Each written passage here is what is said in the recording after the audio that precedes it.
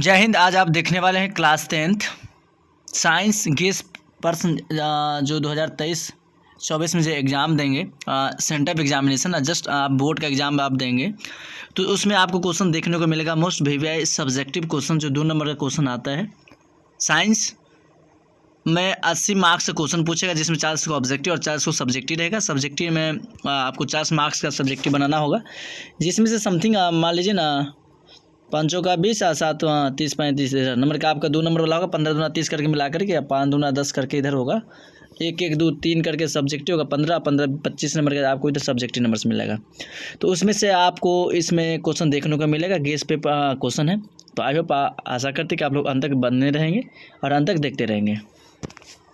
अगर बेस्ट करना है 2024 एग्जाम में तो अंत तक बने रहें। आपका अपना चैनल की बेस्ट कोचिंग सेंटर पर अगर आप नए हैं तो लाइक शेयर कमेंट जरूर करें। चलिए क्वेश्चन नंबर 1 पढ़ेंगे। 1, समतल दर्पण में बनने वाले प्रतिबिंब की विशेषता क्या है? समतल दर्पण आप कहेगा दर्पण होगा।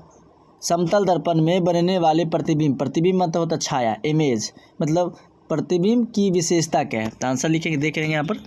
समतल दर्पण के सामने जितनी दूरी पर कोई वस्तु हो उसका बिंब उतना ही पीछे बनता है। समतल दर्पण में किसी वस्तु के पूरे बिंब को देखने के लिए दर्पण का आकार में उसे आधा होना आवश्यक होता है।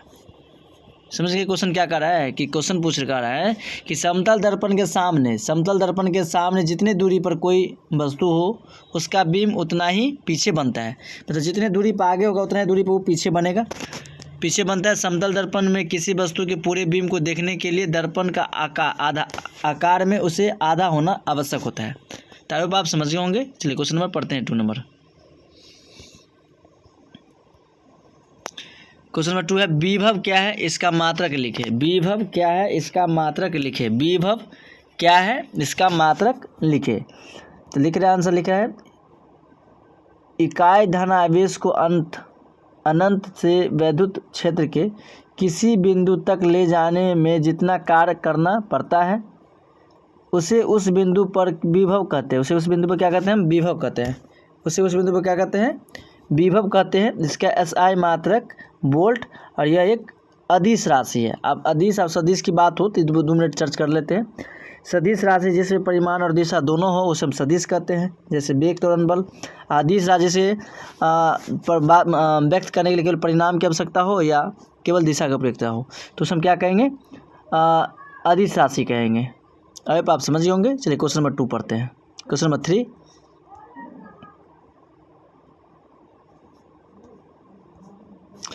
क्वेश्चन नंबर 3 लिखा हुआ है कि फ्लेमिंग का बाँ हस्त नियम क्या है? तो आंसर देखेंगे, फ्लेमिंग के बाम हस्त नियम के अनुसार आरोपित बल की दिशा, मतलब आरोपित बाम हाथ मतलब बाएं हाथ को फैलाएंगे तो बल की दिशा चुंबकीय क्षेत्र तथा चुंबक विद्युत धारा दोनों की दिशाओं के लंबवत होती है। विद्युत धारा की दिशा इलेक्ट्रॉन, मतलब जब बाएं हाथ को फैलाएंगे तो बाम हस्त के नियम आरोपित बल की दिशा चुंबकीय बल क्षेत्र तथा विद्युत धारा दोनों की दिशाओं के लंबवत होती है।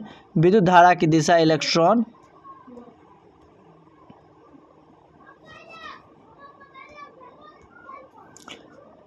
की गति की दिशा के विपरीत होती है। क्या होती है? इलेक्ट्रॉन की गति की दिशा क्या होती है? वो विपरीत होती है।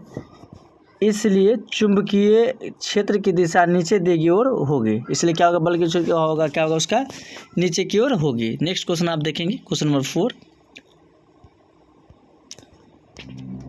विद्युत मोटर का क्या सिद्धांत है?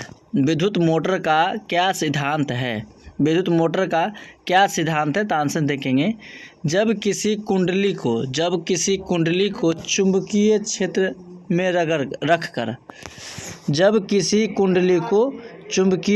में रखकर उसमें धारा प्रवाहित की जाती है। क्या की जाती है? धारा प्रवाहित की जाती है तो कुंडली पर एक बल युग्म कार्य करने में लगता है जो कुंडली को उसके अक्ष पर घूमने का कार्य करता है। कुंडली समझिए, कोई वायर लेंगे, तार को कुंडली को लपेट देंगे, रगड़ कर उसमें धारा प्रवाहित करेंगे तो कुंडली पर जो बल युग्म कार्य करने लगता है जो कुंडली को उससे अक्ष पर घूमने का कार्य करता है उसी को हम क्या कहते हैं? इसका विद्युत मोटर का सिद्धांत कहते हैं। क्या कहते हैं? विद्युत मोटर का सिद्धांत कहते हैं। क्वेश्चन में देखने वाले 5, फ्यूज कैरियर क्या होता है?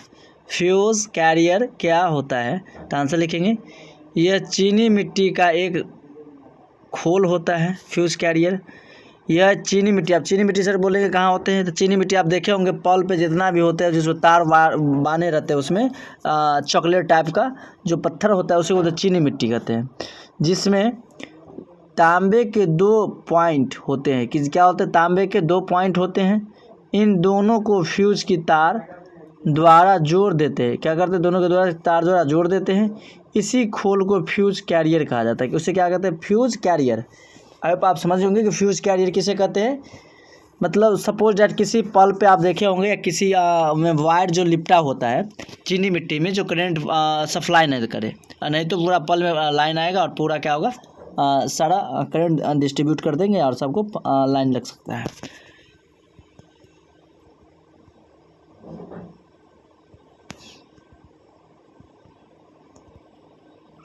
नेक्स्ट क्वेश्चन में पढ़ने वाले हैं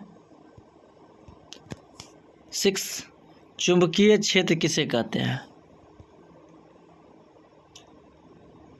चुंबकीय क्षेत्र किसे कहते हैं? चुंबकीय क्षेत्र किसे कहते हैं? उत्तर लिखेंगे, किसी चुंबक के आसपास के क्षेत्र में चुंबक के आकर्षण या विकर्षण का प्रभाव जहां तक दिखाई देता है उसे चुंबकीय क्षेत्र कहते हैं। आप समझ लीजिए बातों क्या कहता है। किसी चुंबक के आसपास के क्षेत्र में चुंबक का आकर्षण या विकर्षण, चुंबक खींचेगा या ना खींचेगा, आकर्षण या विकर्षण का प्रभाव जहाँ तक होता है उसे हम क्या कहते हैं? चुंबकीय क्षेत्र कहते हैं। कहते हैं ना कि ये गांव का एरिया यहाँ तक है तो इसका क्षेत्र यहाँ तक है, या किसी डिस्ट्रिक्ट का एरिया बांध दिया, या किसी स्टेट का बांध दो, या किसी कंट्री का बांध दो, तो जहाँ तक उसका आकर्षण होगा यानी उस पर अधिकारी होगा उसको हम बोलते हैं आकर्षण। तो वही होगा, जहाँ तक चुंबक खींच सकता है उसी को हम क्या कहते हैं? चुंबकीय क्षेत्र। और जहाँ से नहीं खींचे उसे अचुंबकीय क्षेत्र कहेंगे। क्वेश्चन है, प्रत्यावर्ती धारा किसे कहते हैं? क्वेश्चन नंबर 7 आप पढ़ेंगे। क्वेश्चन पढ़ेंगे 7, प्रत्यावर्ती धारा किसे कहते हैं? प्रत्यावर्ती धारा किसे कहते हैं? तो आंसर पढ़ेंगे यहाँ से। क्वेश्चन नंबर, ऐसे विद्युत धारा जो समान काल अंतरालों के पश्चात अपनी दिशा परिवर्तन कर लेती है उसे प्रत्यावर्ती धारा कहते हैं। अब होता है प्रत्यावर्ती धारा, होता है दिश धारा। मतलब ऐसे विद्युत धारा जो समान काल यानी समान काल अंतराल के पश्चात अपनी दिशा परिवर्तन कर लेती है उसे हम प्रत्यावर्ती धारा कहेंगे। डायरेक्ट करंट है, होता है एसी, होता है डीसी। इलेक्ट्रिक करंट होता है डीसी डायरेक्ट करंट। तो जनरेटर हो गया डीसी, बिजली वाला हो गया एसी, इलेक्ट्रिक करंट हो गया। तब आप समझ गए होंगे इलेक्ट्रिक करंट को ही बोलते हैं प्रत्यावर्ती धारा। चलिए क्वेश्चन में पढ़ेंगे 8, विद्युत की शक्ति किन किन बातों पर निर्भर करती है? विद्युत की शक्ति किन किन बातों पर निर्भर करती है? आयो आप लोग आशा करते हैं कि आप लोग अंत तक बने रहेंगे। बेस्ट और बेस्ट करने के लिए आपका अपना चैनल KVS कोचिंग सेंटर पर अगर नए हैं तो लाइक शेयर कमेंट जरूर करेंगे। तो क्वेश्चन है, विद्युत की शक्ति किन किन बातों पर निर्भर करती है? तो आंसर बताएंगे, विद्युत धारा की शक्ति पर, कुंडली में तारों की लपेटने की संख्या पर, चुंबक के रूप में, किस किस के रूप में वो इलेक्ट्रिक काम करते हैं? तो पहला बताएंगे विद्युत धारा की शक्ति पर, दूसरा बताएंगे कुंडली में तारों की लपेटिंग की संख्या पर, और थर्ड बताएंगे चुंबक के रूप में। किसके? चुंबक के रूप में। नेक्स्ट क्वेश्चन देखेंगे 9 नंबर क्वेश्चन, मोस्ट वीवी ऑब्जेक्टिव सब्जेक्टिव क्वेश्चन है। क्या लिखा? किसी चुंबकीय क्षेत्र में स्थित विद्युत धारावाही चालक पर आरोपित बल कब कब अधिकतम होता है? किसी चुंबकीय क्षेत्र में स्थित विद्युत धारावाही चालक पर आरोपित बल कब कब अधिकतम होती है यानी होता है? आंसर बताएंगे, किसी चुंबकीय क्षेत्र में स्थित विद्युत धारावाही चालक पर आरोपित बल तब अधिकतम होता है जब विद्युत धारा की दिशा चुंबकीय क्षेत्र की दिशा के लंबवत होती है। आप समझ होंगे कि किसी चुंबकीय क्षेत्र में स्थित विद्युत धारावाही चालक पर आरोपित बल तब अधिकतम होता है जब विद्युत धारा की दिशा चुंबकीय क्षेत्र की दिशा के लंबवत होता है। आई होप आप समझ गए होंगे कि किसी चुंबक के क्षेत्र स्थित विद्युत धारावाही चालक पर आरोपित बल कब तक अधिकतम होता है। तो जब तक किसी चालक के क्षेत्र में स्थित, मतलब जिस चालक क्षेत्र में स्थित, मतलब जिस एरिया में वो रहेगा वहाँ तक विद्युत धारावाही चालक पर आरोपित बल तब अधिकतम होता है जब विद्युत धारा की दिशा चुंबकीय क्षेत्र की दिशा के लंबवत होते, लंबवत हो तो लंबवत उस पर 90 के जैसे, मान लो ये एरिया है, इस एरिया पर लंबवत होगा तो उसी को हम क्या कहते हैं, लंबवत होता है। चलिए क्वेश्चन नंबर देखने वाले हैं 10। क्या लिखा है, कोई दो बल रेखा आपस में एक दूसरे को क्यों नहीं काटते। मोस्ट वीवीआई है, पहले ही बता दें कि गेस क्वेश्चन है, आप एक एक क्वेश्चन को पढ़ लेंगे तो बेस्ट ऑफ बेस्ट कर सकते हैं अपने आप लाइफ में। क्या लिखा है कि कोई दो बल रेखा आपस में एक दूसरे को क्यों नहीं काटती है, क्यों नहीं काटती है। जैसे बल रेखा है, एक दूसरे को क्यों नहीं काटती है, एक दूसरे को क्यों नहीं काटती है, एक दूसरे को क्यों नहीं काटती है। आंसर लिखिए, उत्तर, कोई दो बल रेखा एक दूसरे को नहीं काटती है, यदि वह काटे तो इसका तात्पर्य होगा कि कटान बिंदु के उत्तरी ध्रुव पर लगा परिणाम की बल दो बिंदुओं में होगा जो असंभव है। दो बिंदुओं में होगा जो क्या है, असंभव है। चलिए क्वेश्चन नंबर देखने वाले हैं 11।